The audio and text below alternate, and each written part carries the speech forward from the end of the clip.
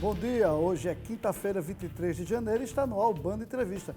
Bom dia, Jackson Damasceno. Bom dia, Roberto. Na entrevista de hoje a gente fala sobre a campanha Janeiro Branco, com a psicóloga voluntária do movimento, Camila Rabuschi, que conversa conosco sobre como está a organização do Janeiro Branco aqui em Natal, Roberto. Pois é, daqui a pouquinho a gente vai conversar com ela. E um apagão atingiu várias cidades do Rio Grande do Norte na madrugada de quarta-feira. Vamos ver.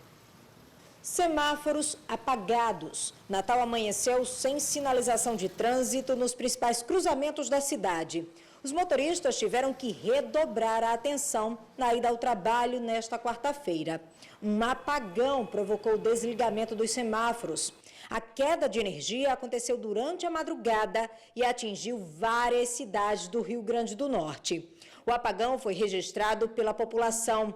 Vídeos mostram que a energia elétrica não faltou completamente em alguns bairros de Natal, mas não foi suficiente para manter os eletrodomésticos funcionando corretamente.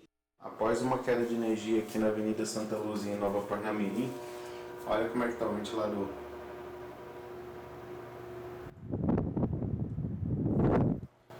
Aí, as luzes piscando, Uma falha na rede de distribuição da Cosern causou a queda de energia, segundo a companhia. Esse foi um problema que foi detectado na madrugada da terça para quarta-feira aqui no Rio Grande do Norte. O problema aconteceu na rede de transmissão entre Açu e Ipanguaçu e causou muitos transtornos, principalmente no início da manhã de ontem, quando as pessoas saíam de casa para o trabalho e encontravam os semáforos parados, alguns só com o sinal intermitente amarelo, né, Jackson? E no final da tarde de ontem, alguns veículos, alguns colegas de comunicação já noticiavam que essa celeuma toda pode ter sido, existe uma suspeita, pode ter sido causada por conta de dois caras que subiram numa antena de transmissão em Panguaçu e derrubaram 8 torres em Panguaçu. Está sendo investigado, morreram no acidente, inclusive, e teriam causado essa celeuma toda. A Tribuna do Norte noticiou isso e o G1, a polícia está investigando. Inclusive, ao lado dos corpos foram encontradas peças que teriam sido roubadas das linhas de transmissão e teriam causado a queda das torres. Um transtorno, para você ter uma ideia, Roberto, chegou a faltar luz em alguns pontos de Recife, por conta da arte desses caras. Diga aí, meu amigo. Não é brincadeira, não. E você subir num negócio daquele de alta tensão para roubar fio, aí é aquela história, tem um pessoal que rouba fio de cobre. Isso. O fio de cobre para poder vender e normalmente tem acontecido isso com pessoas que são envolvidas com drogas, né? Geralmente. São drogados que aí tentam... Cortam os cabos, queima a borracha, derrete e vende o fio de cobre para o pessoal de sucata. Pois que acontece. Isso é terrível, né? É brincadeira. E o governo do Rio Grande do Norte inaugurou a iluminação do acesso sul ao aeroporto de São Gonçalo do Amarante. A via, com cerca de 2 quilômetros de extensão, liga a BR-304 em Macaíba ao terminal do aeroporto. Foram implantados mais de 250 postes e 23 transformadores, um investimento de mais de R$1 milhão. Investimento esse feito por meio de crédito entre o governo do Rio Grande do Norte e a Caixa Econômica Federal. Não era sem tempo, né, Roberto? Foi feito aquele anel viário, que é muito importante, que hoje liga a Zona Sul ao aeroporto e faltava a iluminação. Felizmente, dessa vez a governadora deu a luz e ficou tudo funcionando. Né? É verdade. Você tem ideia, pra gente que mora aqui mais na porção sul da capital, a gente mora ali em Cidade Satélite, ficou uma mão na roda. Uma viagem ótima, tranquila, a pista é bonita, legal pra caramba, mas sem iluminação, tava complicado ali de madrugada, amigo, tava complicado. Pois é, mais de 4.000 pescadores artesanais aqui do estado começaram a receber a segunda parcela do auxílio destinado pelo governo federal aos trabalhadores afetados pelo derramamento de óleo no ano passado. Os beneficiários potiguares estão distribuídos em 13 municípios. Ao todo, a Caixa Econômica Federal deverá distribuir mais de R$4 milhões aqui no Rio Grande do Norte. No país, cerca de 65 mil pescadores ativos no Registro Geral da Atividade Pesqueira que tiveram sua atividade prejudicada podem receber o benefício de quase R$2 mil pago em 2 parcelas. Pois é, isso é muito bom também. Importante. Porque esse pessoal ficou sem poder fazer a pesca naquele período e agora está recebendo esse pagamento por parte do governo federal. O que não foi resolvido até agora, Jacques, é quem foi que jogou esse óleo e até agora a situação não está totalmente resolvida. Ainda existem praias com manchas de óleo. Graças a Deus, aqui no Rio Grande do Norte, eu acho que é o estado do Nordeste que foi menos afetado, mas mesmo assim ainda existem manchas e isso também afeta um pouco o turismo. Né? Claro, eu estava ouvindo uma entrevista de Diógenes Dantas com o secretário de Agricultura, Guilherme Saldanha, e somos abençoados, porque além de sermos o estado que menos afetado, nas pesquisas feitas pela Universidade Federal do Rio Grande do Norte e pela outra empresa pescado, lá, né? e isso não foi afetado, continua um produto bom, de consumo bacana, mas essa turma aí das colônias de pescadores foram os mais afetados, né? Pela queda na venda, não deixou de ter uma As queda pessoas no ficam consumo. com receio de comprar e encontrar o óleo dentro de um peixe ou num camarão A do alta mar, né? pesca do atum, bacana, o pessoal tem grana, ninguém mexeu. Agora o pescadorzinho da cidade sofreu bastante. Com certeza. Inclusive, baixou o preço do peixe Verdade. muito, né? Verdade. E o esperado concurso da Polícia Civil deve ser realizado em abril deste ano. Serão ofertadas 403 vagas para os cargos de delegado, escrivão e agente. Mas mesmo com o preenchimento, a polícia ainda deve permanecer com um déficit de profissionais. O Rio Grande do Norte possui hoje 1.351 policiais civis em atuação, sendo 96 aptos para aposentadoria. O número é bem distante do que prevê o Estatuto da Corporação. Pela lei, o Estado deveria ter 5.150 cargos ocupados. Para diminuir as distorções, um concurso da Polícia Civil deve ser realizado este ano, com 63 vagas para delegados, 33 para escrivães e 307 para agentes. Não é aumento de número de policiais, é reposição, porque em razão da grave situação financeira, né, em que o governo recebeu o Estado, existe, inclusive, um parecer do Tribunal de Contas do Estado que só permite, pela ressalva da Lei de Responsabilidade Fiscal, a contratação para reposição, por falecimento e aposentadoria. Mesmo com a realização do concurso, a Polícia Civil ainda terá um déficit de profissionais. Diante dessa situação, o Ministério Público do Rio Grande do Norte já recomendou que a Secretaria Estadual de Administração dispense a licitação para contratar a empresa que irá realizar o processo seletivo. A expectativa da Polícia Civil é que o edital do concurso com as mais de 400 vagas seja publicado ainda nesse semestre, no mês de abril. A delegada-geral explica que o Estatuto da Polícia Civil estabelece a formação de até 3 vezes o número de vagas ofertadas, ou seja, cerca de 1.200 candidatos aprovados devem passar pelo curso de formação da polícia. Então, nós estamos exatamente fazendo o cronograma para que nós façamos a formação dentro desse número exigido pela lei, iniciando em 2020, estendendo-se cursos de formação sucessivos, a fim de cumprir a lei no ano de 2021, devendo as primeiras contratações acontecerem no início de 2021. Importante que esse concurso aconteça, apesar de saber, como disse bem a delegada, é um problema porque o número de vagas é muito pequeno em relação ao déficit da Polícia Civil. Eu não sei, você que inclusive tem uma ligação muito grande com isso, Jackson, como é que eles conseguem ter resultados tão interessantes com tão poucos agentes fazendo, delegados e agentes fazendo esse trabalho de investigação? Rapaz, olha, é complicado realmente. A sua pergunta é pertinente demais. A Polícia Civil, pra você ter ideia, trabalha hoje um pouco com uma pequena variação entre as classes, delegado, escrivão e agente, mas uma média aí de 25% do efetivo mínimo adequado. Um quarto, respondendo a sua pergunta, rapaz, é comum a gente ver na cultura dos policiais, policial que vai fazer campana pagando do próprio lanche, né, para depois ver se consegue reaver o dinheiro, policial ajudando a cuidar da viatura. Existe uma quantidade de 1.100 policiais que fazem um trabalho abnegado. Né? E agora, diga-se de passagem, a delegada Ana Cláudia Saraiva é um acerto muito grande à frente da Polícia Civil. Porque ela entende, cara, ela dirigiu, eu trabalho na DEPOL, ela dirigiu muito tempo a DEPOL. Então ela conhece as dores dos policiais, dos delegados, onde é que estão os gargalos. É uma mulher respeitada, é gestora. Ela pega o delegado certo, daquela aptidão, aquele que é mais burocrata, vem para cá, aquele que é mais pé na porta, vai para aquela delegacia mais operacional. É o que ela está fazendo. Agora o pessoal é sofrido demais. O pessoal dos escrivães, por exemplo, tem uma taxa de afastamento preocupante.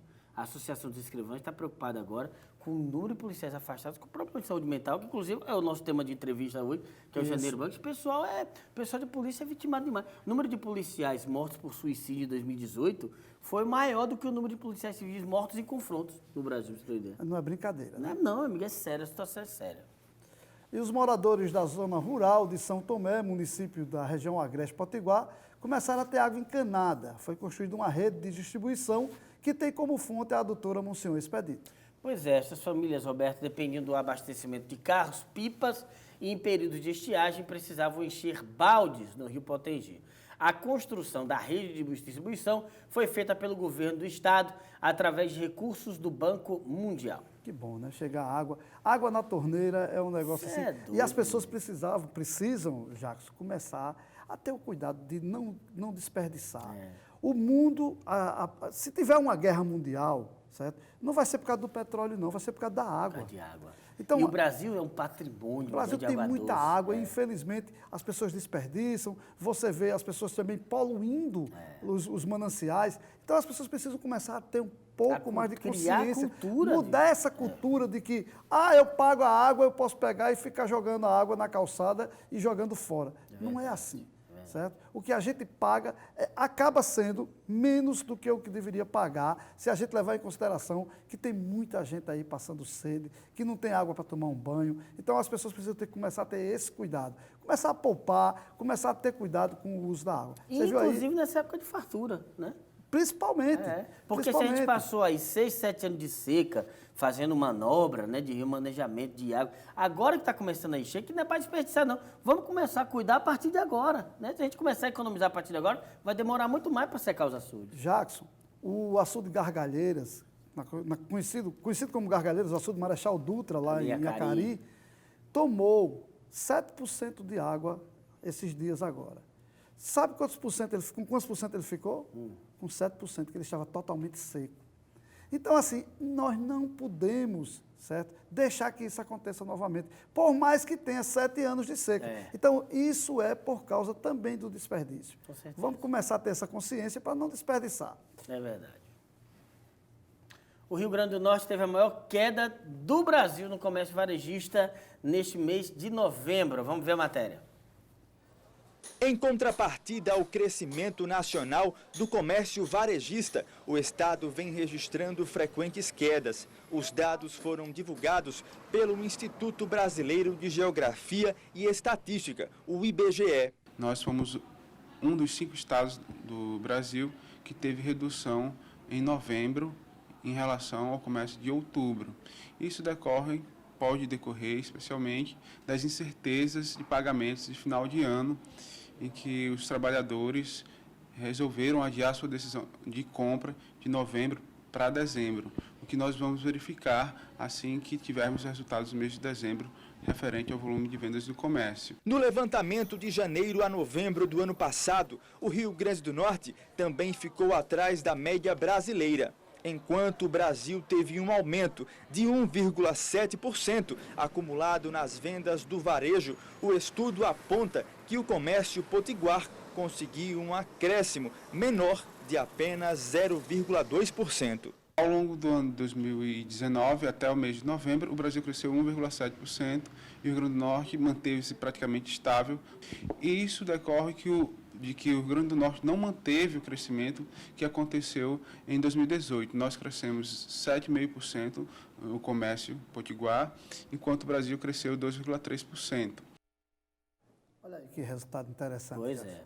7,5% em relação a 2,5% é um aumento substancial. É 3 vezes o que o Brasil cresceu.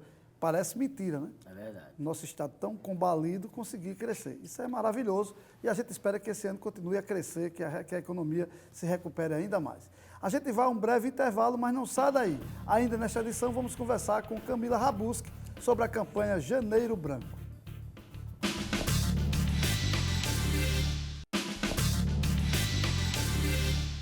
De volta com o nosso Band Entrevista, dizendo que daqui a pouco a gente tem uma entrevista aqui importantíssima hoje sobre Janeiro Branco. Com uma das psicólogas envolvidas no movimento aqui em Natal. Vamos lá, a queda dos juros alavancou a busca por crédito no Brasil. Os pedidos de empréstimo cresceram mais de 12% no ano passado, a maior alta desde 2010.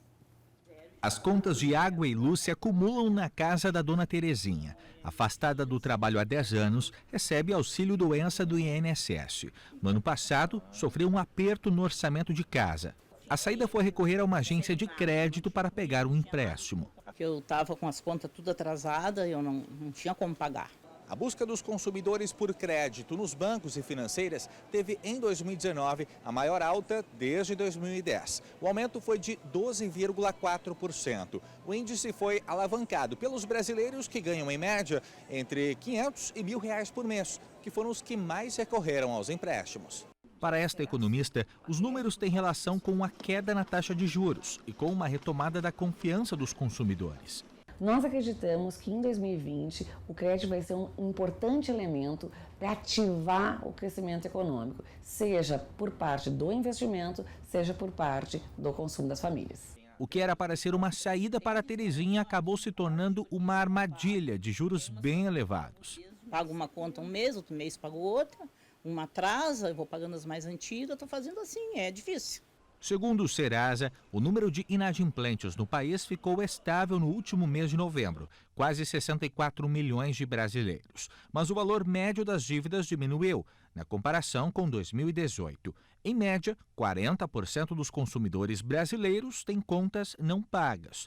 Para evitar dores de cabeça na hora de fazer o empréstimo, a regra é buscar modalidades com juros mais baixos e planejar bem o pagamento. Sabendo que os seus ganhos e os seus gastos precisam ser compatíveis.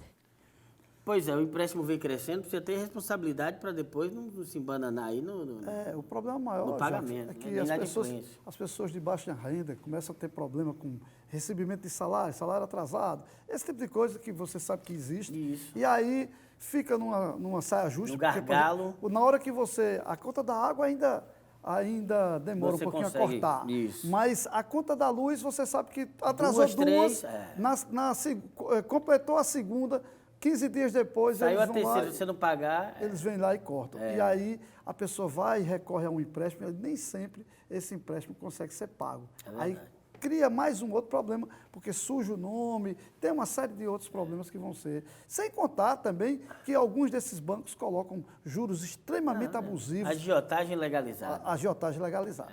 Verdade. E a governadora do Rio Grande do Norte, Fátima Bezerra, confirmou que o Partido dos Trabalhadores, PT, terá candidatura própria à Prefeitura de Natal nas eleições deste ano. A Fátima também afirma que o ex-presidente Luiz Inácio Lula da Silva virá à capital potiguar durante a campanha.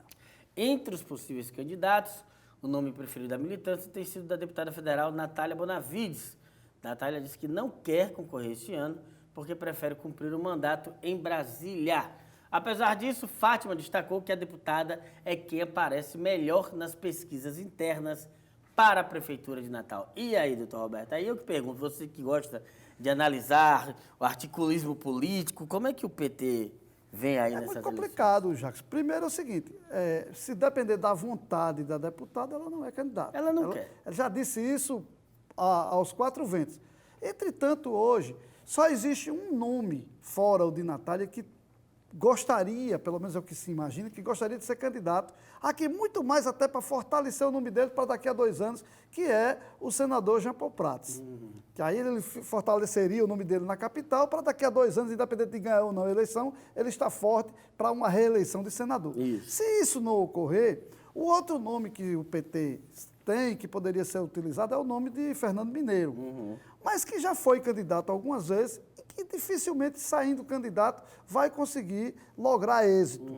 Então, assim, é uma sinuca, famosa sinuca de bico, o que o PT vai passar. Mas a gente também, hoje, não pode dizer, com exceção do próprio prefeito, que já está em campanha desde o ano passado, a gente não pode pegar e dizer quem serão os candidatos que vão brigar por esse pleito. Está cedo, né?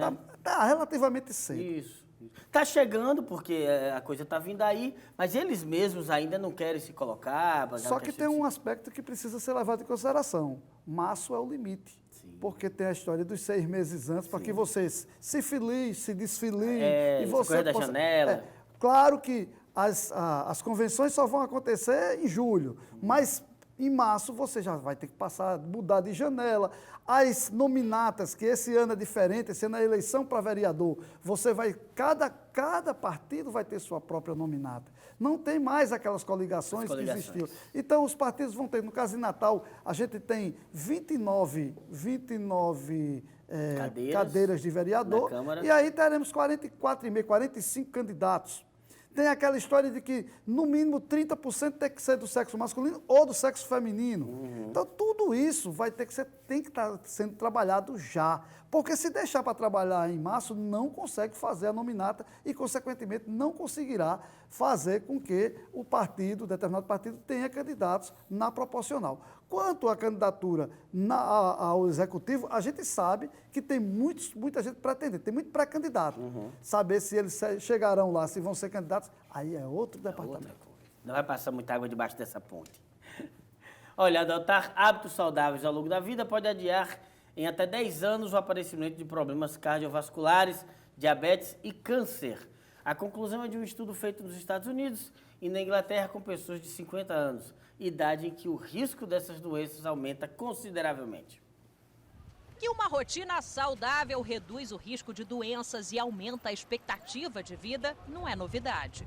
Mas um estudo internacional publicado em uma importante revista científica quantificou esse benefício, apontando uma lista dos hábitos que podem adiar em até 10 anos o aparecimento de doenças. Nunca ter fumado, seguir uma dieta balanceada, fazer pelo menos 30 minutos de atividade física por dia, não estar acima do peso e consumir álcool moderadamente. Até uma taça de vinho por dia para mulheres e meio litro de cerveja para os homens. O estudo foi feito com base nas informações de 111 mil pessoas, que foram acompanhadas ao longo de 20 anos por pesquisadores dos Estados Unidos e também da Grã-Bretanha. O resultado mostrou que, embora hábitos de vida saudáveis sejam vantajosos para homens e para as mulheres, para elas, os benefícios são ainda maiores. A pesquisa teve como base pacientes com 50 anos, idade quando câncer, diabetes e problemas cardiovasculares passam a ter maior risco de aparecer. Os homens que chegaram nessa idade, seguindo pelo menos 4 dos 5 itens listados, viveram em média mais 31 anos sem essas doenças, contra 23 anos dos que não tinham hábitos saudáveis. Já entre as mulheres, a diferença na expectativa de vida livre desses problemas foi ainda maior, de 23 para quase 34 anos. Helena, de 81 anos, é um exemplo. Eu não tenho nada. Nada.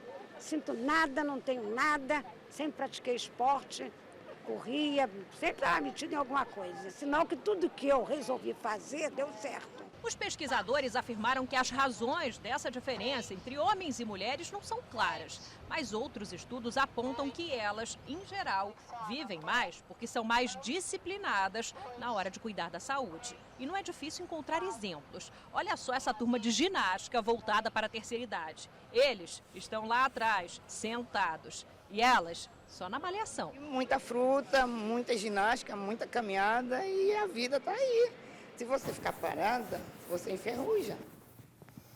É isso aí. Tem que fazer exercício e ficar tranquilo. Eu acho que aquela história, viver muito está na sua cabeça. Se você quiser, não é isso, já? E o brasileiro tem cada vez mais criado a cultura do... não a coisa do culto ao corpo propriamente, mas de se cuidar, de fazer aquela caminhadinha, de se cuidar, fazer check-up pelo menos a cada 20 anos, ou a cada ano.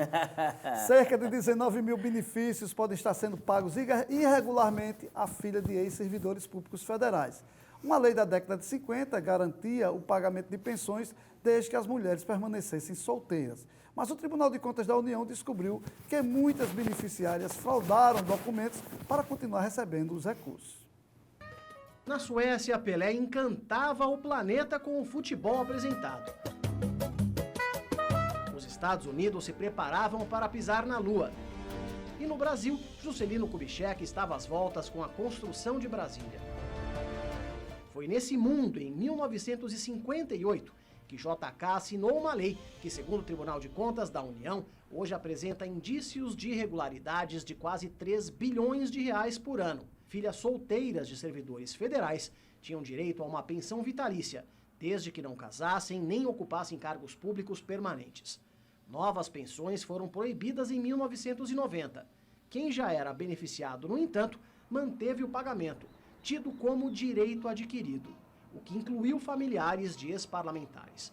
Em 2016, o TCU fez um pente fino e detectou 19.500 casos suspeitos em 121 órgãos da administração pública. Normalmente mulheres que fingem estar solteiras ou que têm emprego fixo e omitem as informações para continuar recebendo. Há casos de benefícios que ultrapassam os R$15 mil por mês. Com base nos dados, o Congresso cortou as pensões. Só que mais de 3 mil processos questionando a decisão chegaram ao Supremo. Até que em 2019, o ministro Edson Fachin suspendeu o acórdão do TCU. Ministros aqui do Tribunal de Contas afirmam em conversas reservadas que vão novamente provocar o Supremo, desta vez em busca de uma decisão do plenário do STF. O entendimento da maioria do TCU é de que as pensões têm de ser cortadas. O argumento jurídico já está sendo preparado. A explicação é a de que o direito adquirido não pode ser mantido em casos de desrespeito à lei. O presidente da Câmara também promete reagir. Rodrigo Maia pediu à assessoria da Casa um estudo técnico para questionar a decisão do ministro Edson Fachin. Pois é, a gente vai ficando por aqui nesse bloco, volta para uma entrevista sobre o tema Janeiro Branco. Um tema importante, essencial, você não pode perder. A gente volta já já.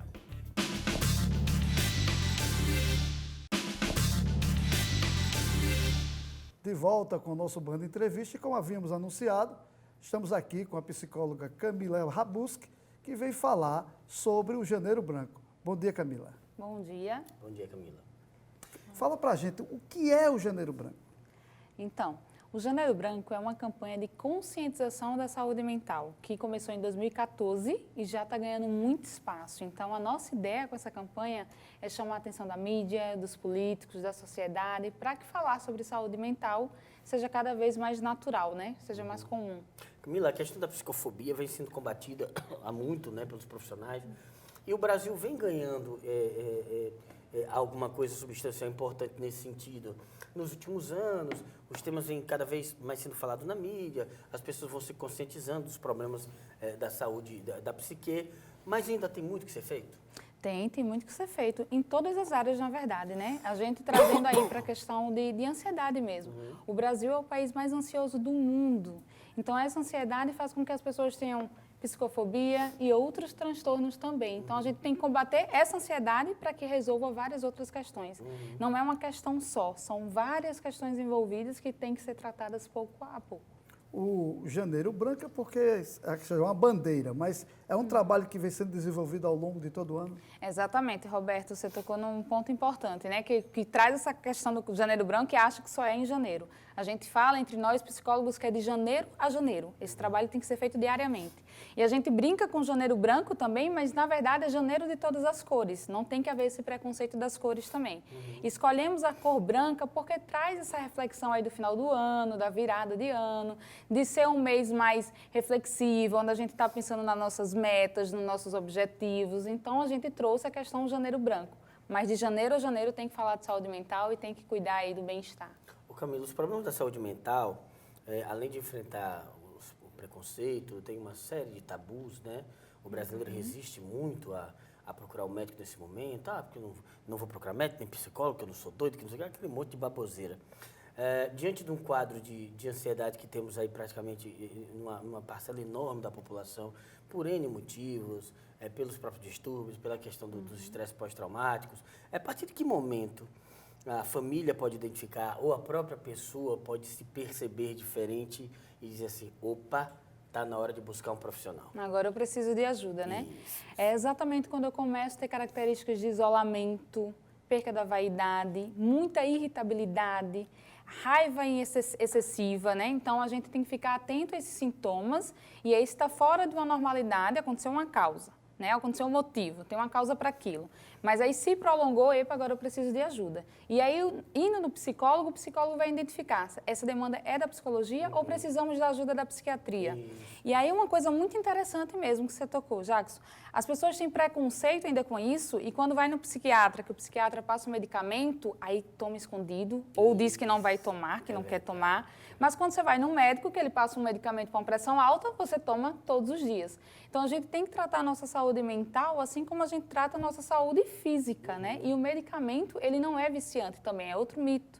Ele é um tratamento, ele tem começo, meio e fim. Mas como geralmente as pessoas abandonam esse processo, fica sempre com essa imagem negativa. Camila, você poderia dizer que se você cuida da saúde mental, o restante, a saúde física, acaba sem ter essa necessidade tão grande dos remédios a partir do momento que você conseguiu fazer o equilíbrio mental? É um conjunto. Tem que cuidar do corpo e tem que cuidar da mente. E os mesmos cuidados que eu tenho que ter com a minha mente, eu também tenho que ter com o meu corpo. Então, é muito bacana quando eu vou para um lugar fazer uma meditação, né? Ter um momento para mim, autoconhecimento. Mas eu preciso também ir para a academia, cuidar da minha parte física, do corpo. Então, assim, é um conjunto. Tenho que cuidar do meu corpo e cuidar da minha mente. E a grande briga com o Janeiro Branco, né, que a gente fala, essa grande discussão mesmo que a gente quer trazer, é exatamente essa importância. Do jeito que você cuida do seu corpo, cuidar da sua mente.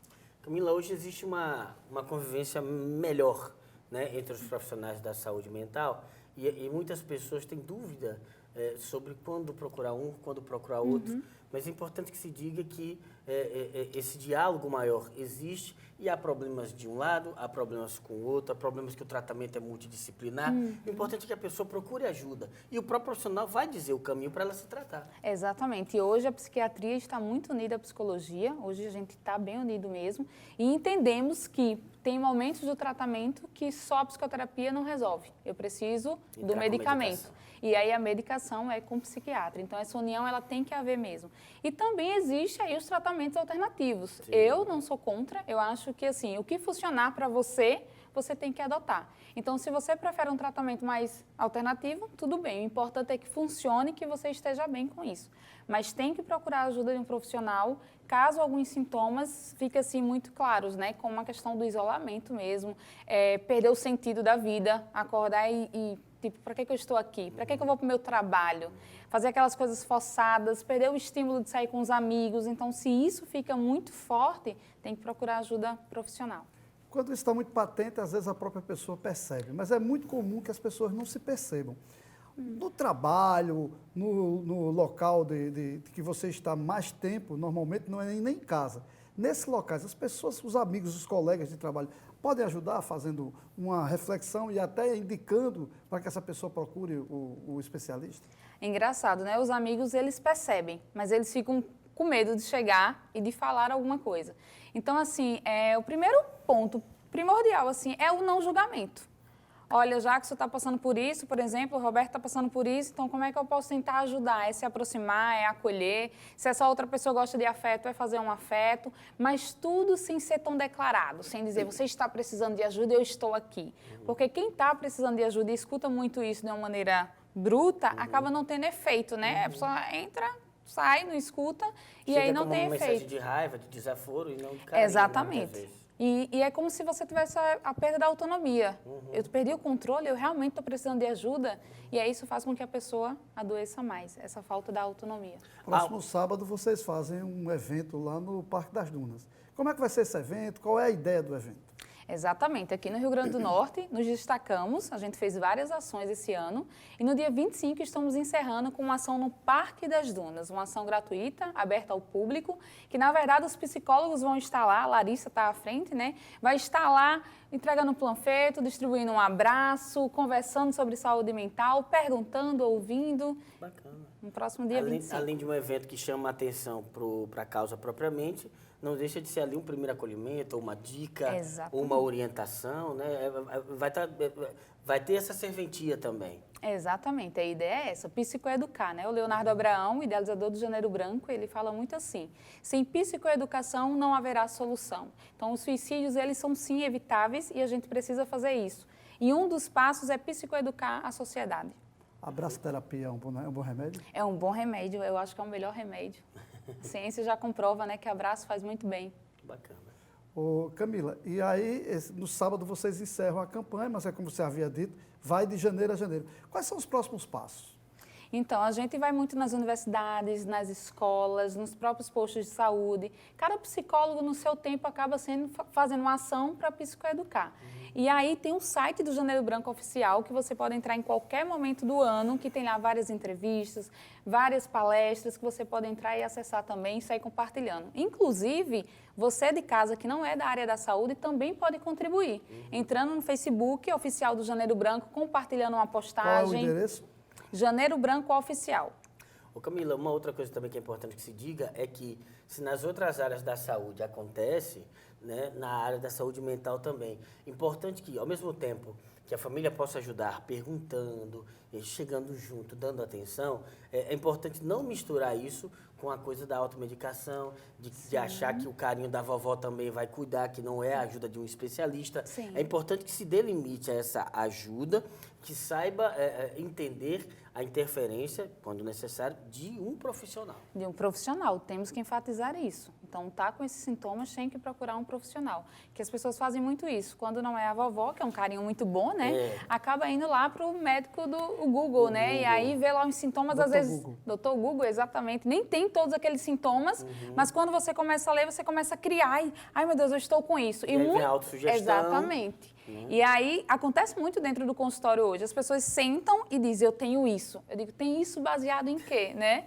Em que você está falando? Então, é não fazer isso. Não? Você que é psicóloga precisa de semanas de entrevista para, de repente, começar a fechar o diagnóstico. A pessoa entra no Google ali numa madrugada e já sabe que tem, né? Exatamente. E muitas vezes, não só a coisa do diagnóstico em cima da psicologia, o que acontece muito no Brasil é aquela coisa, o menino está nervoso, passou um assalto, pega aqui um Rivotrilzinho, pega aqui um clonazepam. Exatamente. Que é pior ainda. A automedicação. É outro agravante, né? E aí, o Janeiro Branco vem com isso, para que a gente tenha psicoeducação e não queira sair se automedicando. Porque a gente pode sentir raiva, a gente pode sentir tristeza, a gente pode sentir angústia, né? Então, é aprender a lidar com essas emoções para viver melhor. É verdade. E não abafar.